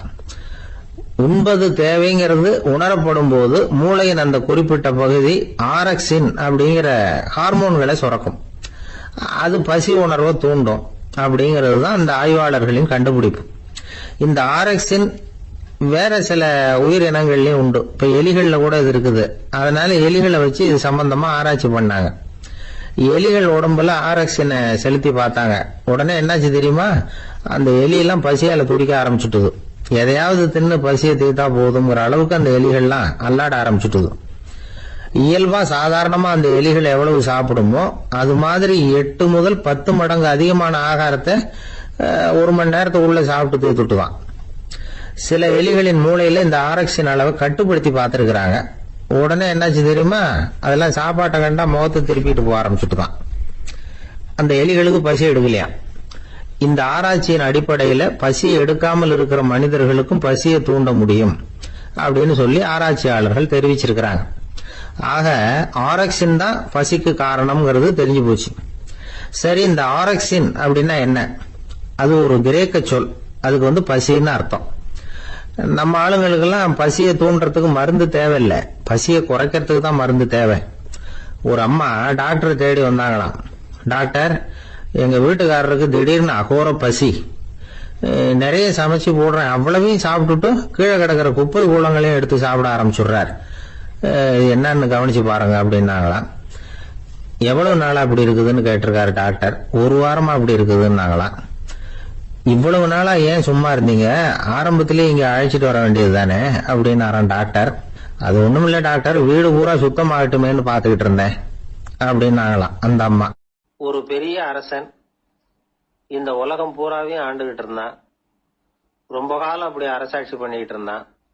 திடீர்னு அவனுக்கும் சில எதிரிகள் முளைச்சாங்க. அவங்க எல்லாம் ஒண்ணு சேர்ந்து இவனை தோற்கடிச்சுட்டாங்க. தோத்து போனதும் இவனுக்கு பயம் வந்துட்டுது, எங்க எதிரிகள் நம்ம கொன்னுடுவாங்களோ அப்படின்னு. வெளியில வந்தா தனக்கு ஆபத்துன்னு பயந்துகிட்டு யாருக்கும் தெரியாம ஒரு குகைக்குள்ள போய் பதுங்கி கிடக்குறான். நிலைமைய பாருங்க. முதல் நாள் அரண்மனையில அதிகாரம் பண்ணிக்கிட்டு இருந்தவன் மறுநாள் குகையில பயந்து போய் பதுங்கி கிடக்குறான். ராத்திரி நேரம் வந்தது, பசி வயத்தை கிள்ளுது, பிச்சை எடுத்து சாப்பிட வேண்டிய நிலைமை. பிச்சை எடுக்கிறதுக்கு பாத்திரம் வேணுமே, என்ன பண்றது அப்படின்னு அங்கேயும் இங்கேயும் பாக்குறான். ஒரு மூலையில யாரோ விட்டுட்டு போன ஒரு ஓடு கிடக்குது, அதை எடுத்துக்கிட்டு புறப்பட்டான். இருட்டுல வழி புரியல, ஏதோ ஒரு யூகத்துல காலை மெதுவா எடுத்து வச்சு நடந்து போயிட்டு இருக்கிறான். வழியில ஒரு கருப்பு நாய் படுத்து கிடந்தது. இருட்டுல அவன் இது கண்ணுக்கு சரியா தெரியல, அவனுக்கு தவறி போய் காலை வச்சுட்டான் அது மேல. நாய் சும்மா இருக்குமா, வள்ளுன்னு உளுந்து கடிச்சு விட்டுது. காலை பாக்குறான், காலத்தையும் நினைச்சு பாக்குறான். அரண்மனையில வீரக்கழல் அணிந்த காலை உடைய மன்னா அப்படின்னு புகழ்வாங்களே புலவர்கள்லாம், ஆனா அது இன்னைக்கு நாய் கடிச்ச காலம் ஆயிட்டுதே அப்படின்னு நினைக்கிறான். அது மட்டும் இல்ல, முன்னாடி எல்லாம் பொற்கிண்ணங்கள்ல தான் அவன் சாப்பிடுவான். ஆனா இப்போ உடைஞ்சு போன ஓட்டு, அது ஓட்டை கையில வச்சுக்கிட்டு நிக்கிறான். அதுல ஏதாவது யாராவது சாப்பாடு போடுவாங்களான்னு. முன்னாடி எல்லாம் நிறைய பேர் அரண்மனைக்கு வருவாங்க, அரசருக்கு காணிக்கைன்னு சொல்லி இவன் காலடியில கொண்டாந்து கூட்டுவாங்க. அப்போலாம் இவன் அந்த ஜனங்களுடைய முகத்தை திரும்பி கூட பாக்குறது இல்ல, ரொம்ப கர்வமா உட்காந்துருப்பான். அதே ஆளு இன்னைக்கு எல்லார் கண்ணிலையும் படுறது மாதிரி பிச்சை எடுத்துக்கிட்டு இருக்கிறான். அப்போலாம் காணிக்கைகளை தன்னுடைய கையால வாங்குறது தனக்கு கௌரவ குறைச்சல்னு நினைச்சு தன்னுடைய வேலைக்காரங்களை விட்டுதான் அதை வாங்க சொல்லுவான். இப்ப பாத்தீங்கன்னா அவனே தன் கையாலேயே பிச்சை வாங்குறான். நினைச்சு பாருங்க, அந்த மனுஷன் முத நாள் அரசன், மறுநாள் பிச்சைக்காரன். எவ்வளவு வித்தியாசம். செல்வம் தான் இப்படி ஒரு வித்தியாசம் ஏற்படுறதுக்கு காரணம். அப்படிப்பட்ட செல்வம் வாழ்க்கையை நடத்துறதுக்கு நமக்கு தேவைதான். ஆனா அதையே நாம அடைய வேண்டிய பயனா நினைக்கிறோம் பாருங்க, அதுதான் வேடிக்கை. இத நம்மாழ்வார் அழகா ஒரு பாசுரத்துல சொல்றார். ஒரு நாயகமாய் ஓட உலகுடன் ஆண்டவர், கருணாய் கவர்ந்த காலர், சிதைகிய பானையர், பெருநாடு காண இம்மையிலே பிச்சைதாம் கொள்வர், திருநாரணன் தாழ் காலம் பெற சிந்தித்து உய்மினோ அப்படிங்கிறார் நம்மாழ்வார். ஒரு பெரிய பணக்காரர் ஒரு துறவிகிட்ட போய், சாமி என்கிட்ட நிறைய பணம் இருக்கு, இருந்தாலும் நிம்மதி இல்ல, என்னால நிம்மதியா இருக்க முடியல, என்ன காரணம்னு கேட்டாராம். உடனே அந்த துறவி இதுக்கு நேரடியா பதில் சொல்லாம பக்கத்துல நின்றுகிட்டு இருந்த ஒரு குழந்தைய கூப்பிட்டார். அது ஓடியாந்தது. ஒரு ஆப்பிள் பழத்தை எடுத்து அது கையில கொடுத்தார். அதை வாங்கிக்கிட்டு குழந்தை சிரிச்சுது. இன்னொரு பழத்தை எடுத்து கொடுத்தார். அதை இன்னொரு கையில வாங்கிட்டு சிரிச்சுது. 3வது ஆப்பிள் எடுத்து கொடுத்தார். 2 பழத்தையும் நெஞ்சில அணைச்சிக்கிட்டு 3வது பழத்தையும் வாங்கறதுக்கு முயற்சி பண்ணிச்சு. ஆனா அது உடனே நழுவி கீழே விழுந்து உருண்டு ஓடிச்சு. ஏற்கனவே இருந்ததும் விழுந்துட்டுது. இப்ப அந்த குழந்தை அழ ஆரம்பிச்சுட்டுது. இப்ப அந்த துறவி பணக்காரர்கிட்ட சொன்னாராம், குழந்தைய கவனிச்சியா, 2 ஆப்பிள் போதும்னு அது நினைச்சிருந்தா இப்போ அது அழ வேண்டிய அவசியம் வந்திருக்குமா அப்படின்னாராம். எதுவுமே அளவுக்கு மிஞ்சினா துன்பம் தான். இந்த காலத்துல இதெல்லாம் யாரு காதுல வாங்குறாங்க? ஒருத்தனை நல்ல வழிக்கு கொண்டு வரணும்னு நினைச்சு அவனை கூப்பிட்டு உட்கார வச்சு இந்த கதையை சொல்லிட்டு இருந்தாங்க. சொல்லிவிட்டு அந்த குழந்தை செஞ்சது தப்பு தானே அப்படின்னு கேட்டிருக்கிறாங்க. ஆமா, தப்பு தான். நானா இருந்தா அப்படி செஞ்சிருக்க மாட்டேன் நானா இவன். 2 பழமே போதும்னு சொல்லிருப்பியா அப்படின்னு கேட்டிருக்காங்க. அப்படி இல்லைங்க, அவர் கொடுக்க கொடுக்க ஒவ்வொரு பழமா வாங்கி பின்னாடி வச்சுட்டு மறுபடியும் கையை நீட்டுவேன் அப்படிங்கிறானு. இவெல்லாம் எந்த காலத்துல திருந்துறது? ஒரு சீன தேசத்து அரசர் இருந்தார். அவருக்கு வயசாயிட்டுது. அவருக்கு அடுத்தபடியா அவருடைய புள்ள பட்டத்துக்கு வரணும், ஆட்சி பொறுப்பை ஏத்துக்கணும். ஒரு நல்ல தலைவனுக்கு இருக்க வேண்டிய பண்புகள்லாம் தன்னுடைய மகனுக்கு இருக்கணும்னு விரும்பினார் அந்த அரசர். அதனால இளவரசனை பக்கத்துல இருந்த ஒரு குரு கிட்ட அனுப்புனார். இளவரசன் அவர்கிட்ட போய் சேர்ந்தான். அந்த குரு என்ன பண்ணாரு தெரியுமா? இவனை பார்த்து சொன்னார், இத பாருப்பா, நீ என்ன பண்ற, இப்பவே பக்கத்துல இருக்கிற காட்டுக்கு போ, நடு காட்டுல போய் ஒரு இடத்துல உட்காந்துக்கோ. அங்க என்னென்ன சத்தம்லாம் உன் காதுல விழுதுன்னு கவனிச்சு கேளு. உன் காதுல விழுந்த ஓசைகள் என்னென்னங்கிறத என்கிட்ட வந்து சொல்லு, அதுதான் எனக்கு தெரியணும், உனக்கு வேலையும் அதுதான் அப்படின்னு சொல்லி அனுப்பி வச்சுட்டார். இளவரசன் காட்டுக்கு போனான். குரு சொன்னபடியே ஒரு இடத்துல உட்காந்து கவனிச்சு கேட்டான். அதுக்கப்புறம் குரு கிட்ட திரும்பி வந்தான். என்னென்ன சத்தம்லாம் கேட்ட அப்படின்னு கேட்டார் குரு. குருவே, காட்டுல நான் பறவைகள் சத்தம்லாம் கேட்டேன், மிருகங்களின் ஓசையையும் கேட்டேன், இதை தவிர இடி மின்னல் மழை இதுகளோட சத்தத்தையும் கேட்டேன் அப்படின்னா. குரு யோசனை பண்ணார், நீ இன்னமும் சரியா கேட்கல, அதனால மறுபடியும் காட்டுக்கு போ, கொஞ்ச நாள் தங்கி இருந்து கேட்டுட்டு வா அப்படின்னார். இளவரசனுக்கு ஒன்னும் புரியல. இருந்தாலும் குருவின் கட்டளையாச்சே, மறுக்க முடியுமா? உடனே அவன் மறுபடியும் காட்டுக்கு போனா, ஒரு இடத்துல உட்கார்ந்தான். கொஞ்ச நேரம் உன்னிப்பா கவனிச்சு கேட்டான். சில நாள் கழிச்சு குரு கிட்ட திரும்பி வந்தான். குருவே, இந்த தடவை சில துல்லியமான சத்தங்களை எல்லாம் கேட்டான். தேனி பறக்கிற சத்தம், நீரோடையின் மெல்லிய ஓசை, இதெல்லாம் கேட்டேன்னா. குரு சிரிச்சார். நீ மறுபடியும் காட்டுக்கு போ, இன்னும் சில நாள் அங்க இரு, முழுமையா கவனமா கேட்டுட்டு வா அப்படின்னு சொல்லி அனுப்பி வச்சுட்டார். இளவரசனுக்கு குழப்பம் அதிகமாயிட்டுது. ஒண்ணுமே புரியல. மறுபடியும் காட்டுக்கு போனா, மௌனமா ஒரு இடத்துல உட்காந்துட்டான். அப்படியே தியானத்துல ஆழ்ந்துட்டான். சில நாள்ல அவனுக்கு இதுவரை கேட்காத ஓசைகள்லாம் கேட்க ஆரம்பிச்சுட்டுது. இதைத்தான் நான் கேட்கணும்னு என்னுடைய குரு எதிர்பார்த்திருக்கிறாருங்கிறத புரிஞ்சுக்கிட்டான். உடனே குரு கிட்ட ஓடனான். குருவே, இந்த தடவை காதுகளுக்கு கேட்க முடியாத சில ஓசைகளை கூட என்னால உணர முடிஞ்சுது. பூ மலருகிற ஓசை, சூரியனால பூமி சூடாகிறப்ப எழுகிற ஓசை, காலை பனித்துளி இந்த புல்லெல்லாம் குடிக்கிற ஓசை, இது எல்லாம் என்னால நல்லா கேட்க முடிஞ்சுது அப்படின்னா. குருவுக்கு இப்பதான் திருப்தி ஏற்பட்டுதான். இளவரசனை பார்த்து சொன்னார், இந்த பாருப்பா, இப்பதான் நாட்டை ஆளுகிற தகுதி உனக்கு வந்திருக்குது அப்படின்னு சொல்லி அதுக்கு விளக்கமும் கொடுத்தாராம். எந்த அரசன் தன்னுடைய மக்களின் எதையும் பேசுகிற மௌன மொழிய, மௌன வார்த்தைகளை கேட்கிறானோ அவன் தான் ஆள தகுதி உள்ளவன். எந்த அரசன் தன்னுடைய மக்களின் உணர்ச்சிகளை உண்மையா உணர்றானோ அவன் தான் முதன்மையான அரசன். போலி வார்த்தைகளை மட்டும் கேட்டுட்டு பல மௌன ராகங்களை காதுல வாங்கிக்காதவன் அரசனே இல்லை. எந்த நாட்டுல எப்போ ஒரு அரசன் தன்னுடைய மக்களின் உணர்ச்சிகளை கேட்க மறுக்கிறானோ அன்னையிலிருந்து அந்த நாடு அழிய தொடங்குது அப்படின்னு அர்த்தம். இதுதான் அந்த குரு இளவரசனுக்கு போதிச்சது. வாயால பேசுறத மட்டும் கேட்டே அமரப்படாது, உணர்ச்சிகளையும் கேட்கறதுலதான் மனப்பக்குவம் உண்டாகும். மக்கள் உணர்ச்சிகளை புரிந்து கொள்ளாத அரசர்கள் நீடிச்சிருக்க முடியாது. அது மாதிரி நாடுகள்ல அடிக்கடி குழப்பம் தான் உண்டாகும். அப்படி இருந்தா அடிக்கடி ஆட்சி மாறிட்டு இருக்கும். அப்படிப்பட்ட ஒரு தேசம், அங்க ஒரு சிறைச்சாலையில 3 கைதிகள் பேசிக்கிட்டு இருந்தாங்க. ஒருத்தன் சொன்னா, நான் இந்த நாட்டு ராஜாவை எதிர்த்து பேசிக்கிட்டு இருந்தேன், அதனால என்ன புடிச்சு கொண்டாந்து இங்க போட்டுட்டாங்க அப்படின்னு ஒருத்தன். இன்னொருத்தன் சொன்னா, நான் இந்த நாட்டு ராஜாவை ஆதரிச்சு பேசிக்கிட்டு இருந்தேன், அதனால என்ன புடிச்சு கொண்டாந்து இங்க தள்ளிவிட்டாங்க அப்படின்னா. அது சரி, நீ என்ன தப்பு பண்ண அப்படின்னு சொல்லி 3வது ஆளை பார்த்து இவங்க கேட்டாங்க. அதுக்கு அந்த ஆளு சொல்றான், நான் தான் இந்த நாட்டு ராஜா அப்படின்னா. துருக்மேனியாவில் அஷ்காபாத் அப்படின்னு ஒரு நகரத்தில் ஒரு புவியியல் விஞ்ஞானி இருந்தார். அவரு ஒரு நாய்க்குட்டி வளர்த்தார். ஒரு நாள் முன்னிரவு நேரம் ஒரு மேஜைக்கு முன்னாடி உட்காந்து அந்த விஞ்ஞானி ஏதோ கணக்கு போட்டுக்கிட்டு இருக்கிறார். அவருக்கு ஒரு சின்ன பெண் குழந்தை, அது தொட்டிலில் தூங்கிட்டு இருக்குது. அந்த நாய்க்குட்டியும் ஒரு மூலையில் படுத்து அது பாட்டுக்கு தூங்கிட்டு இருந்தது. ஒரே அமைதி. அந்த நேரத்தில் திடீர்னு அந்த நாய்க்குட்டி துள்ளி எழுந்திருச்சுது. நேராக குழந்தைகிட்ட ஓடிச்சு. அந்த குழந்தைய அது போட்டிருந்த ட்ரெஸ்ஸோட சேர்த்து கவ்வி தூக்குச்சு. தூக்கிக்கிட்டு வாசல் பக்கம் ஓடிச்சு. நாய்க்குட்டி குழந்தைய கவ்வி தூக்க முடியுமாங்கிற சந்தேகம் உங்களுக்கு இல்லையா? நீங்கள் நம்ம ஊர் நாய்க்குட்டியவே பார்த்து பழக்கப்பட்டிருக்கீங்க, அதனால நம்புறதுக்கு சிரமமாக இருக்கும். அந்த ஊர்ல எல்லாம் அது ரொம்ப ஸ்ட்ராங்காக இருக்கும், ஒரு ஏதோ கண்ணுக்குட்டி மாதிரி இருக்கும். விஞ்ஞானி அதை பார்த்துட்டார். உடனே அந்த நாய்க்கு வெறி பிடிச்சிட்டுதுன்னு முடிவு பண்ணிட்டு தன்னோட கை துப்பாக்கி எடுத்துக்கிட்டு ஓடி வந்தார். அவர் வெளியில நாய்க்குட்டி எங்க அப்படின்னு பார்த்து தேடுறார். அந்த நேரத்தில் அந்த வீடு இடிஞ்சு விழுது. காரணம் பூமி அதிர்ச்சி. இப்படி பூமி அதிர்ச்சி உண்டாக போகுதுங்கிறது இந்த நாய்க்குட்டிக்கு முன்னாடியே தெரிஞ்சு போச்சு. அதுதான் குழந்தைய தூக்கிட்டு வெளியில ஓடி வந்திருக்குது. அது மூலமா அந்த குடும்பத்தையே காப்பாத்தி இருக்குது அந்த நாய்க்குட்டி. இந்த சம்பவம் நடக்கிறதுக்கு 3 நாளைக்கு முன்னாடியே சில பிராணிகளுக்கு இப்படி நடக்க போகுதுங்கிறது தெரிஞ்சிருக்குதான். ஆமா, அந்த நகரத்துல 3 நாளைக்கு முன்னாடியே பாம்பு, பல்லி இதெல்லாம் அது தங்கியிருந்த வலையை விட்டு வெளியில ஓடி வந்துட்டுது. அதே மாதிரி அங்கிருந்த புறாவெல்லாம் பறந்து போயிடுச்சான். இதே மாதிரி யுகோஸ்லோவியாவில் கூட ஒரு நகரம், அங்க ஒரு நாள் ராத்திரி ஒரு மிருக காட்சி சாலையில திடீர்னு ஒரு பெரிய கலவரம், கூச்சல், குழப்பம். அங்க இருந்த கழுதை, புலி, யானை, பறவை எல்லாம் கண்ணாபின்னான்னு கத்த ஆரம்பிச்சுட்டுது. நீர் யானை அதுக்குன்னு போடப்பட்டிருந்த தடுப்பையே தாண்டி குதிச்சு வெளியில வந்துட்டுதான். மறுநாள் தான் எல்லாருக்கும் விஷயம் புரிஞ்சுது. அடுத்த நாள் காலையில அங்க பூமி அதிர்ச்சி உண்டாயிட்டுது. இப்ப பாருங்க, அதாவது மனுஷனை போய் தீர்க்க தரிசி அது இதுன்னு சொல்லிட்டு இருக்கிறோம். இவனை விட அது பரவாயில்லைன்னு தோணுது. அதாவது மிருகங்கள் ஒன்று நடக்க போகுதுங்கிறத முன்னாடியே புரிஞ்சுக்குதே. சரி, இதெல்லாம் எப்படி அது முன்கூட்டி புரிஞ்சுக்குது? அதுதான் படைப்பு ரகசியம். அதை கண்டுபிடிக்கிறதுக்கு தான் மனுஷன் வந்து ஆராய்ச்சி பண்ணிட்டு இருக்கிறான். விஞ்ஞானிகளோட ஆராய்ச்சியெல்லாம் ஒரு பக்கம் இருக்கட்டும், வீட்டுக்குள்ளேயே சில ஆராய்ச்சி பண்ணி பாருங்களேன்.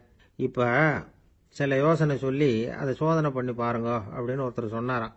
அதாவது இப்ப மழை வருமா வராதா அப்படின்னு தெரிஞ்சுக்கணுமா, உடனே ஒரு பூனைக்குட்டி பின்னாடியே மெதுவா போய் அது என்ன செய்யுதுன்னு கவனிச்சு பார்க்கணும். பூனைக்குட்டி தன்னோட பாதத்தினால சுகத்துல வந்து அப்படி கீறிக்கிட்டு இருக்கும். அப்படி கீறினா கண்டிப்பா மழை வரும். சில சமயம் பூனைக்குட்டி அப்படி மல்லாந்து படுத்துக்கிட்டு பாதத்தை உயர தூக்கும், அப்படியும் இப்படியும் புரளும். இப்படி செஞ்சதுன்னா அன்னைக்கும் மழை இருக்காது. அதனால முன்னாடி இருந்தது மழை வர்றதுக்கு அறிகுறி, இது மழை இல்லைங்கிறதுக்கு அறிகுறி. பறவைகள், பிராணிகள் இதுகளோட நடவடிக்கைகளை பார்த்துட்டு அதையெல்லாம் அடிப்படையாக வச்சு தான் காலநிலையை கண்டுபிடிக்கிற கருவிகளை கண்டுபிடிச்சிருக்கிறாங்க. வாத்து இருக்குல்ல, சில சமயம் தன்னோட அழகை தன்னோட இறகுகளில் அப்படியே புதைச்சிக்கும். அப்படி செஞ்சா குளிர்காலம் வரப்போகுதுன்னு அர்த்தம். பருவநிலை குளிரா மாறப்போகுதுங்கிறதுக்கு இதுதான் அறிகுறி. சிட்டுக்குருவி இருக்குதுல்ல, அதெல்லாம் புழுதியில் உழுந்து புரளும், சிறகுகளை வந்து படபடன்னு அடிச்சுக்கும். அப்படி செஞ்சா மழை வரப்போகுதுன்னு அர்த்தம். ஒன்று மட்டும் நாம் நல்லா தெரிஞ்சுக்கணும், இயற்கையின் சீற்றம்னு சொல்றோம் இல்லையா, இயற்கை ஏன் நம்ம மேல கோவப்படுது? இயற்கையை நாம அனுசரிச்சு போறதில்ல, அதனால கோவப்படுது. காடுகளை அழிக்கப்படாது, விலங்குகளை கொல்லக்கூடாது, இயற்கை ஏற்படுத்தி வச்சிருக்கிற சமநிலையை கெடுக்கப்படாது. அதை புரிஞ்சுக்கிட்டு வாழ்ந்தோம்னா பூமியும் நடுங்காது, நாமளும் நடுங்க வேண்டிய அவசியம் இருக்காது. ஒருத்தர் இருந்தார், சாராய கடைக்கு போனாராம், நிறைய சாப்பிட்டார். அப்புறம் சொன்னார், இது ரொம்ப அற்புதமான சரக்கு போல இருக்கு. உள்ள போன உடனே இந்த பூமியே நடுங்கிறது மாதிரி இருக்கு எனக்கு அப்படின்னாராம். இதுக்கு கடைக்காரர் சொல்லியிருக்கார், நீங்க சாப்பிட்டது வெறும் பச்சை தண்ணி தாங்க, இப்ப ஏற்பட்டிருக்கிறது நிஜம் பூமி அதிர்ச்சி அப்படின்னு. காசியில் இருக்கிற கடவுள் காசி விஸ்வநாதர், அங்க இருக்கிற தேவி காசி விசாலாட்சி. இவங்க 2 பேரும் ஒரு நாள் பேசிக்கிட்டு இருந்தப்போ கடவுள் சொன்னார், இந்த மனிதர்களை நாம ரொம்பவும் நம்பிக்கையோட தான் படைச்சிருக்கிறோம், இருந்தாலும் அவங்களுக்கு தான் நம்பிக்கை இல்லை, எதுலேயும் ஒரு உண்மையான நம்பிக்கை இல்லாமல் வாழ்ந்துகிட்டு இருக்கிறாங்க அப்படின்னார். என்ன அப்படி சொல்றீங்க? அதை பாருங்க, எவ்வளவு பேர் காசியை தேடிட்டு வந்து கங்கையில் குளிச்சுக்கிட்டு இருக்கிறாங்க, அவங்கெல்லாம் நம்பிக்கை இல்லைன்னா இவ்வளவு தூரம் தேடிட்டு வந்து இங்கே குளிப்பாங்களா அப்படின்னு நாங்கள் தேவி. சரி, அதை சோதிச்சு பார்க்கலாம் அப்படின்னு 2 பேரும் முடிவு பண்ணிக்கிட்டாங்க. உடனே ஒரு திட்டம் போட்டாங்க. அது எப்படின்னா, நாம் 2 பேருமே பக்தர்கள் மாதிரி உருவத்தை மாற்றிக்கிட்டு கங்கை கரைக்கு போக வேண்டியது. நான் வந்து கங்கையில் இறங்கி குளிக்கிறேன், கொஞ்ச நேரத்தில் சுழலில் மாட்டிக்கிட்டது மாதிரி நடிக்கிறேன். நீ உடனே கரையிலிருந்து சத்தம் போடும், என்னோட வீட்டுக்காரரை யாராவது காப்பாற்றுங்களேன் காப்பாற்றுங்களேன்னு சத்தம் போடும். அதோட இன்னொன்று சொல்லு, யாராவது ஒரு புண்ணிய ஆத்மா அவர்கிட்ட போய் அவருடைய முடியை பிடிச்சி இழுக்கணும். அப்படி ஒரு சாபம் இருக்குது எங்களுக்கு. புண்ணிய ஆத்மா, அதாவது எந்த பாவமும் செய்யாத இல்லாத ஒருத்தர் தான் அவரை காப்பாற்ற முடியும்.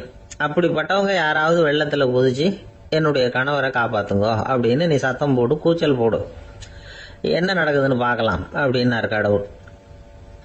சரின்னு சொல்லி 2 பேருமா சாதாரண பக்தர்கள் மாதிரி கங்கை கரைக்கு வந்து சேர்ந்தாங்க. அவர் இறங்கி குளிச்சார். திட்டம் போட்டது மாதிரியே சுழலில் மாட்டிக்கிட்டது மாதிரி கத்துனார். கரையில் இருந்த அந்த அம்மா, ஐயோ என் கணவரை காப்பாத்துங்களேன், யாராவது காப்பாத்துங்களேன்னு கத்துனாங்க. பல பேர் ஓடி வந்தாங்க. உடனே இவங்க பாவம் இல்லாத புண்ணிய ஆத்மா ஒருத்தரால தான் என்னுடைய கணவர் காப்பாற்றப்படணுங்கிறது விதி. அப்படி ஒரு சாபம் இருக்கு. அதனால புண்ணிய ஆத்மா யாராவது அவர்கிட்ட போய் அவர் முடியை பிடிச்சி தூக்குனா அவரை காப்பாற்றி கொள்ளலாம் அப்படின்னாங்க. இவங்க இப்படி சொன்னதும் எல்லாரும் திகைச்சு போய் நின்றுட்டாங்க. ஒவ்வொருத்தருக்கும் அவங்க செஞ்ச பாவம்லாம் ஒவ்வொன்றா ஞாபகத்துக்கு வர ஆரம்பிச்சுட்டுது. சரி, இதுக்கு நாம லாயக்கு இல்லை அப்படின்னு சொல்லி ஒதுங்கி போக ஆரம்பிச்சிட்டாங்க எல்லாம். இந்த சமயத்தில் யாரோ ஒருத்தர் வேகமாக ஓடி வந்தார். ஆற்றுல குதிச்சார். அவர்கிட்ட போனார், முடியை பிடிச்சார், தூக்குனார், அவரை காப்பாற்றி கரைக்கு கொண்டுட்டு வந்துட்டார். அப்படி காப்பாற்றின அந்த ஆளை இவங்க 2 பேரும் தனியாக கூப்பிட்டுக்கிட்டு ஒரு மண்டபத்துக்கு வந்துட்டாங்க. வந்து விசாரிக்கிறாங்க. நீ யாரப்பா அப்படின்னு கேட்குறாங்க. ஏதும் தெரியாத மாதிரி. நான் இந்த ஊர் அன்ன சத்திரத்தில் வேலை செய்கிற ஒரு சமையல்காரன் அப்படிங்கிறார். நீ வந்து கங்கையில் குளிக்கிறது உண்டான்னு கேட்டிருக்காங்க. நான் இந்த ஊர்லேயே தான் இருக்கிறேன். இருந்தாலும் தினமும் கங்கையில் குளிக்கிறது இல்லை, எப்பாவது ஒரு நாள் அங்கே குளிப்பேன் அப்படின்னார். கங்கையில் மூழ்கி எழுந்திரிச்சா பாவம்லாம் தொலையும்னு சொல்கிறாங்க. அப்படி இருக்கிறப்போ அங்கே இன்னைக்கு கங்கையில் குளிச்சுக்கிட்டு இருக்கிறவங்கெல்லாம் தங்களை வந்து புண்ணிய ஆத்மாவா நினைக்கல. கங்கையில் குளிக்காத நீ உன்னை வந்து புண்ணிய ஆத்மாவா நினைச்சி என்னை காப்பாற்ற வந்திருக்கிற, அது எப்படி அப்படின்னு கேட்டார். அதுக்கு அந்த ஆள் சொல்றான், கங்கையில் குதிச்சதுக்கு அப்புறம் தானே உங்களை காப்பாற்ற போறோம். அப்படி குதிக்கும் பொழுது என்னுடைய பாவம்லாம் போயிருக்கும்ல, நான் புண்ணிய ஆத்மாவா ஆயிருப்பேனே, அதனாலதான் துணிஞ்சு வந்து உங்களை காப்பாத்தினேன் அப்படின்னா. கடவுளும் தேவியும் அவனுக்கு வந்து காட்சி கொடுத்தாங்களாம். இப்படி ஒரு கதை உண்டு. அதாவது கங்கையில குளிச்சுக்கிட்டு இருக்கிறவங்களுக்கே தங்களுடைய பாவம் போகுங்கிற நம்பிக்கை பரிபூர்ணமா இல்லை. குளிக்காத ஒருத்தனுக்கு அந்த நம்பிக்கை இருந்தது. அதனால அவனால கடவுளை பார்க்க முடிஞ்சது. கடவுளை வந்து நாமளும் பார்க்க முடியுமா முடியாதா அப்படிங்கிற குழப்பம்லாம் நமக்கு வேண்டியதில்லை. நம்பிக்கையோட வாழணுங்கிற உண்மையை மட்டும் இந்த கதையிலேருந்து புரிஞ்சுக்கிட்டா போதும். ஏன்னா இந்த கதையை கேட்டுட்டு ஒரு நண்பன் குதர்க்கமா ஒரு கேள்வி கேட்டான். ஏன் சார், கங்கையில் குளிச்சா பாவம் போயிடும்னு சொல்றீங்களே, நான் எனக்கு வேண்டாத ஒருத்தனை அழைச்சிட்டு போய் கங்கையிலேயே தள்ளி விட்டுட்டு அதுக்கப்புறம் அங்கேயே முழுக்க போட்டுட்டு நான் செஞ்ச பாவத்தை வந்து அதுலேயே கழுவி விட்டுட்டு மறுபடியும் உங்ககிட்ட வந்துடுறேன்னு வச்சுக்கோங்க, நீங்கள் என்னை வந்து புண்ணிய ஆத்மான்னு ஏற்றுக்குவீங்களா அப்படிங்கிறான். ஆள் கொஞ்சம் அசந்தான் நம்மளே அங்கே அழைச்சிட்டு போனாலும் போயிடுவான். எனக்கு தெரிஞ்ச ஒருத்தர் இருக்கார். அவரு ஒரு பெரிய காவல்துறை அதிகாரி, ரொம்ப கண்டிப்பானவர். அவரை கண்டாவே எல்லாரும் பயப்படுவாங்க. அப்படிப்பட்டவர் வீட்டுக்கு போனா அப்படியே அடியோட மாறிடுவார். அங்க போய் பாத்தீங்கன்னா குழந்தைகளோட குழந்தையா அவர் விளையாடிட்டு இருப்பார். அலுவலக சமயத்துல பாத்தீங்கன்னா குதிரை முதுகுல அவர் உட்கார்ந்துருப்பார். வீட்டுல பாத்தீங்கன்னா அவர் முதுகுல குழந்தை உட்காந்துருக்கும். அவரு குதிரை மாதிரி போயிட்டு இருப்பார். இது எப்படிங்க முடியுது உங்களால அப்படின்னு கேட்டாங்க. அது ஒண்ணுமில்ல, இங்க வீட்டுக்கு வந்த உடனே என்னோட மனசை தனியா எடுத்து வச்சிருவேன் அப்படின்னார். அது என்னங்க உங்க சட்டப்பயிலியா இருக்குது மனசு, அது தனியா எடுத்து வைக்கிறதுக்கு அப்படின்னு கேட்டாங்க. அப்படி இல்லைங்க, இது ஒரு பயிற்சி, மனப்பயிற்சி, அவ்வளவுதான் அப்படின்னார். இப்படி சமயம் பார்த்து மனசை தனியா வச்சுவிட தெரிஞ்சவங்க வாழ்க்கையில எப்பவும் உற்சாகமா இருப்பாங்க அப்படிங்கிறது பெரியவங்க கருத்து. ஒரு டாக்டர் ஆஸ்பத்திரியில இருக்கிற வரைக்கும் டாக்டரா இருக்கலாம். அவர் மனைவிகிட்டையும் அவர் டாக்டரா இருக்க வேண்டிய அவசியம் இல்லை. ஒரு வக்கீல் வந்து கோர்ட்ல இருக்கிற வரைக்கும் வக்கீலா இருக்கலாம். வீட்டுக்கு வந்ததுக்கு அப்புறமும் வக்கீலா இருக்க வேண்டிய அவசியம் கிடையாது. வீட்டுல வந்து குழந்தைகள் கிட்ட விளையாடும் பொழுதும் அதுகள்கிட்ட ஃபீஸ் கேட்டுட்டு இருக்க கூடாது. நாம எப்படி இருக்கணும்னு பெரியவங்க சொல்றாங்கன்னா, மனசோட சேரப்படாதான். அப்படி சேராம வாழ்க்கையை கவனிக்கணுமா. மனசை அப்படியே தனியா எடுத்து பக்கத்துல வச்சுடணும். அப்படின்னா அதை அப்படியே தூக்கி எறிஞ்சுடு அப்படின்னு அர்த்தம் இல்லை. ஏன்னா மனசுங்கிறது நமக்கு உபயோகப்படக்கூடிய ஒண்ணுதான். எப்ப அது தேவையோ அப்பப்போ எடுத்து உபயோகப்படுத்திக்கணும்.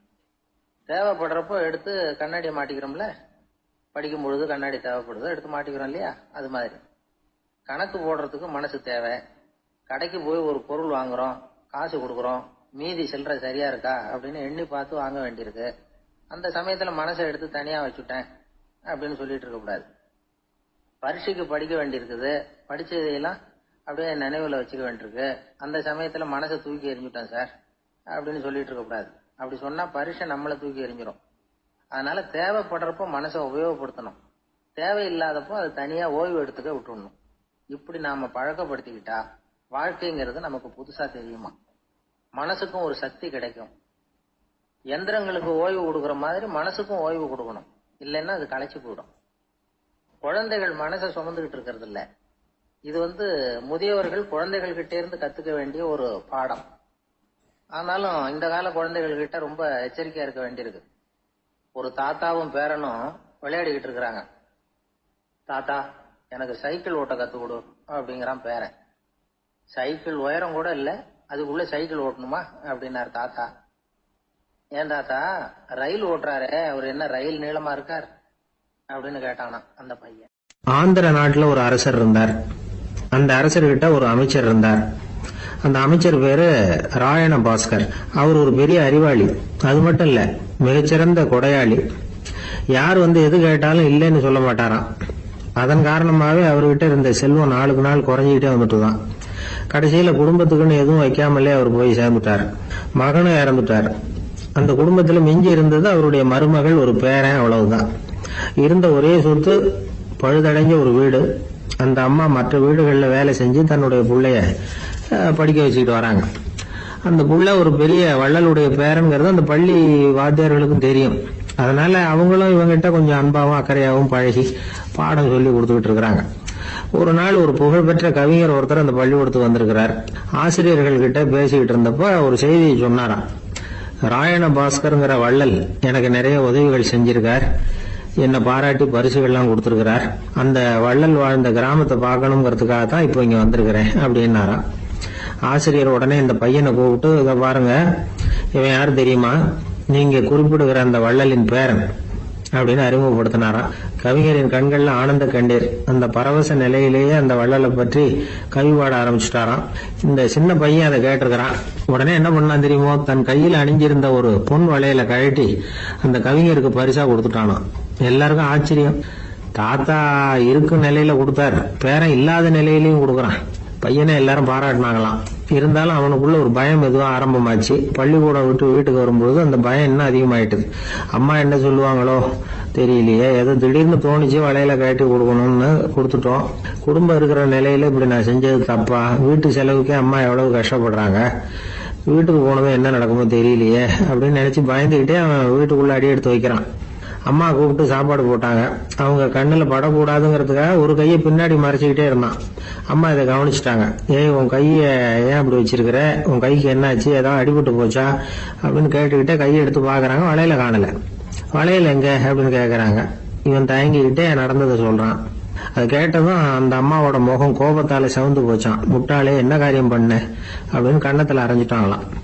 அம்மா, என்ன அடிக்காத, ஏதோ தெரியாம தப்பு பண்ணிட்டேன் அப்படின்னு இருக்கான். மகனே, வளையல கொடுத்ததுக்காக நான் உன்னை அடிக்கல, அப்படி பின்ன எதுக்கு அடிச்சேன்னு கேட்டிருக்கான். உன் பாட்டனார் ஒரு பெரிய வள்ளல், அவரு எதையும் பாதி வேலையா செய்யறது இல்ல, அவருடைய பேரை நீ அரைகுறை வேலை செஞ்சுட்டு வந்திருக்கிற அப்படின்னாங்களாம். என்னம்மா சொல்றேன் இருக்கான். நீ ஒரே ஒரு வளையல மட்டும்தானே கழட்டி கொடுத்துருக்குற, கொடுக்கறதா இருந்தா ரெண்டையும் சேர்த்துல கொடுத்துருக்கணும், அதுதானே உங்க தாத்தாவுக்கு பெருமை அப்படின்னாங்களாம். அம்மா, தெரியாம செஞ்சுட்டேன், உங்ககிட்டயும் அரை வாங்கிட்டேன் அப்படி இப்படின்னு அவன் சொல்லியிருக்கிறான். இப்போ அம்மா கொஞ்சம் இருங்க, அந்த கவிஞர் இன்னைக்கு நம்ம ஊர்ல தான் தங்கி இருப்பார், நாளைக்கு காலையில தான் அவர் எங்க இருக்காருன்னு விசாரிச்சு இன்னொரு வளையலையும் கொடுத்துட்றேன் அப்படின்னு இருக்கான். மகனே, நல்ல செயல்களை எல்லாம் நாளைக்குன்னு ஒத்தி போடாத, நாளைக்கு என்ன நடக்குங்கிறது யாருக்கு தெரியும், இப்பவே போ, எங்க இருக்காருன்னு பாரு அப்படின்னு இருக்காங்க. மகன் புறப்பட்டான். பள்ளி ஆசிரியர்கிட்ட போய் கேட்டானா அந்த கவிஞர் எங்க இருக்காருன்னு. அவர் சொன்னாராம். உடனே போய் அவர் இருக்கிற இடத்துல கதவை தட்டியிருக்கான். ராத்திரி நேரத்துல இவனை கண்டதும் அவருக்கு ரொம்ப ஆச்சரியம். இவன் இன்னொரு கை வளையலையும் எடுத்து நீட்டியிருக்கான். அவர் திகைச்சு போய் நிக்கிறார். அவரால் என்ன பண்றதுன்னே தெரியல, ஆனந்த கண்ணீர். இது பெரியவர்கள் கூற கேட்ட ஒரு வரலாறு. இன்னைக்கு இப்படிப்பட்டவங்களை பார்க்க முடியுமா? வறுமை வள்ளல் தன்மையை ஒன்று செய்து விடாதுங்கிறதுக்கு இது ஒரு உதாரணம். ஒருத்தன் இன்னொருத்தனை பார்த்து கேட்டானா, எங்க தாத்தா உங்க தாத்தாவுக்கு 100 ரூபாய் கடன் கொடுத்திருக்கிறார், அதை எப்ப திருப்பி கொடுக்க போறேன்னு. கவலைப்படாத, எங்க பேரன் அதை உங்க பேரன்ட்ட திருப்பி கொடுத்துருவான் அப்படின்னு நானா. ஒரு ஊர்ல ஒரு பெரியவர் இருந்தார். அவர் ஒரு குரு. அவர் தொடர்ந்து தியான கூட்டங்கள் நடத்துவார். அந்த கூட்டத்துல கலந்துக்கிறதுக்காக பல ஊர்கள்ல இருந்து சீடர்கள் நிறைய பேர் வருவாங்க போவாங்க. ஒரு நாள் அங்க கூட்டம் நடந்துகிட்டு இருக்குது. அந்த சமயத்துல சீடர்கள்ல ஒருத்தன் என்னத்தையே திருடி விட்டான். மற்ற சீடர்கள் அதை கவனிச்சுட்டாங்க. இவன் ஆப்பிட்டுக்கிட்டான். கூட்டம் முடிஞ்ச பிற்பாடு இவன் திருடின விஷயத்த அந்த பெரியவர்கிட்ட போய் சொன்னாங்களாம். அவர் கவனத்துக்கு கொண்டுகிட்டு போனாங்க. ஆனா அவர் இத காதலியே போட்டுக்கல, கண்டுக்கவே இல்லை. போய் சொன்ன சீடர்களுக்கெல்லாம் ஏமாத்தமா போயிட்டுது. என்ன இது, இவ்வளவு தூரம் நாம கண்டுபிடிச்சு போய் சொல்றோம், அவரு கண்டுக்கவே மாட்டேங்கிறாரே அப்படின்னு ஒரு மாதிரி ஆயிட்டாங்க. இருந்தாலும் அதை பத்தி ஒண்ணுமே சொல்லிக்கல, பேசாம இருந்துட்டாங்க. கொஞ்ச நாள் ஆச்சு. அதே ஆளு மறுபடியும் ஒரு திருட்டுல மாட்டிக்கிட்டான். சீடர்கள் மறுபடியும் அந்த குரு கிட்ட விஷயத்த சொன்னாங்க. அவர் அப்பவும் வழக்கம் போல சும்மாவே இருந்துட்டார். இவர் இப்படி இருக்கிறத பார்த்ததும் அந்த சீடர்களுக்கு கோபம் வந்துட்டுது. உடனே அந்த சீடர்கள்லாம் ஒண்ணு கூடி பேசினாங்களாம். எல்லாருமா சேர்ந்து ஒரு விண்ணப்பம் தயார் பண்ணாங்க. அதை குருநாதர்கிட்ட கொண்டுட்டு போய் கொடுத்தாங்க. அந்த விண்ணப்பத்துல இவங்க என்ன எழுதியிருக்கிறாங்க தெரியுமா? குருநாதர் அவர்களே, உடனே திருடனவன் மீது சட்ட நடவடிக்கை எடுக்கணும். நீங்க அப்படி அவனை இங்க சேர்க்கப்படாது. நீங்க சேர்த்தீங்கன்னா நாங்க இங்க இருக்கிறத பத்தி யோசிக்க ஆரம்பிச்சிருவோம். அவனை இந்த மடத்தை விட்டே துரத்தி பண்ணணும். நீங்க அவனை வெளியில அனுப்புங்க, இல்லைன்னா நாங்க அத்தனை பேரும் வெளியில போயிடுறோம். இப்படிதான் அந்த விண்ணப்பத்துல எழுதியிருக்கிறாங்க.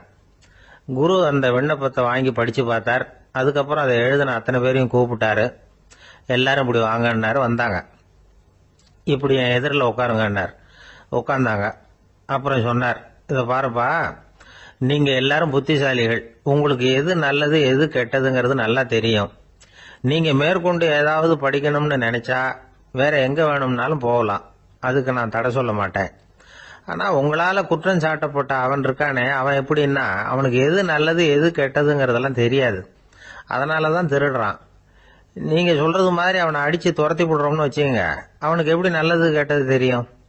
அவனுக்கு அதை யாரு சொல்லி கொடுக்கறது? அதனால இங்கேயே இருக்கட்டும், அதுதான் சரி. இதுக்காக நீங்க எல்லாரும் என்னை விட்டுட்டு போனாலும் சரி, அவனை நான் விரட்ட மாட்டேன் அப்படின்னு விட்டாரான். இவ்வளவையும் திருடனை அந்த சீடன் கேட்டுக்கிட்டே இருந்திருக்கான். அவன் கண்கள்ல கண்ணீர்.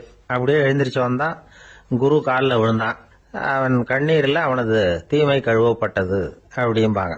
அதாவது சீடர்களுக்கு அந்த குருவோட பெருமை அப்பதான் புரிஞ்சுதான். ஒரு நல்ல ஆசிரியர் இருக்காருன்னு வச்சுங்க, நல்லா படிக்கிற பையனுக்கு தான் பாடம் சொல்லி கொடுப்பேன்னா அது என்ன பெரிய விஷயமா? மோசமா படிக்கிறவனையும் மாத்தி காட்டுறேங்கிறது தான் பெருமை. இந்த காலத்து குரு ஒருத்தர் ஒரு ஆசிரமம் வச்சு நடத்திட்டு வந்தார். நிறைய பேர் தினம் வருவாங்க போவாங்க. ஒரு நாள் ஒருத்தன் வந்தான். அந்த குரு முன்னாடி போய் நின்னான். ஐயா, என்ன உங்க சீடனா ஏத்துக்கணும்னா. அந்த குரு நிமிர்ந்து பார்த்தார். உன்னுடைய நோக்கம் என்னன்னு கேட்டார். ஐயா, உங்ககிட்ட கொஞ்ச நாள் இருந்தேன்னா நல்ல பழக்க வழக்கங்களை கத்துக்கலாம். அதுக்கப்புறம் வெளியில போய் ஒரு நல்ல தொழில் தொடங்கி வாழ்க்கையில முன்னுக்கு வரணுங்கிறது தான் என்னோட நோக்கம் அப்படின்னா. நீ சொல்றது சரி, ஆனா உன்னால இங்க நல்ல பழக்க வழக்கங்களை கத்துக்க முடியலன்னு வச்சுக்கோ, அப்ப என்ன பண்ணுவேன் அப்படின்னு கேட்டார் அவர். அப்படி ஆச்சுன்னா என்ன, உங்களை மாதிரியே ஒரு ஆசிரமம் ஆரம்பிச்சு அதுக்கு குருவா இருந்துட்டு போறேன் அப்படின்னா. ஜப்பான்ல உள்ள ஒரு புத்த விகாரை, அங்க ஒரு வயசான பௌத்த குரு தங்கி இருக்கிறார். ஒரு நாள் ராத்திரி கடுமையான குளிர். அவரால் தாங்க முடியல.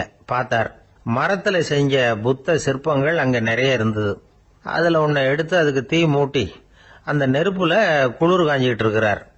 மர சிற்பம் தீ வச்சதும் படபடன்னு வெடிக்க ஆரம்பிச்சுட்டுது. அந்த சத்தத்தை கேட்டதும் அந்த புத்த விகாரையின் குருக்கள் வெளியில ஓடி வந்தார்.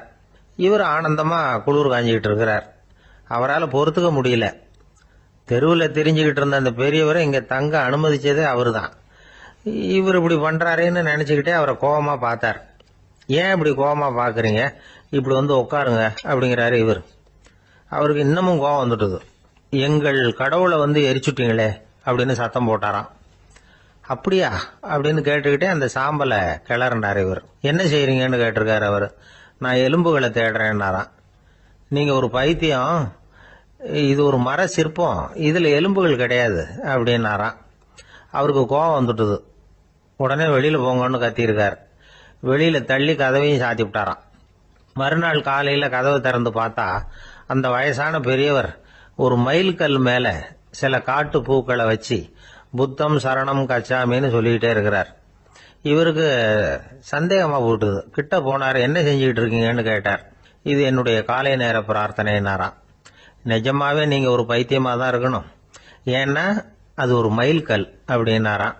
இப்ப அந்த பெரியவர் சொன்னாராம், நீங்க ஒரு மரத்தை புத்தரா நினைக்கும் பொழுது நான் ஏன் ஒரு மைல்கல்ல புத்தரா நினைக்கக்கூடாது? நான் புத்தரை எரிக்கலாம், ஏன்னா அவரை நான் நேசிக்கிறேன். அந்த சிற்பம் மரத்தால் ஆனதுங்கிறது எனக்கு தெரியும். நான் ஒரு மைல்கல்ல தொழலாம், ஏன்னா அது எனது பூக்களை தாங்குது. நான் இந்த மயில் கல்லுக்குள்ள மறைஞ்சிருக்கிற புத்தரை பார்க்கிறேன். யாராவது ஒரு சிற்பி இதை சிலையாக்கினாதான் நீங்க புத்தரை பார்க்க முடியும்.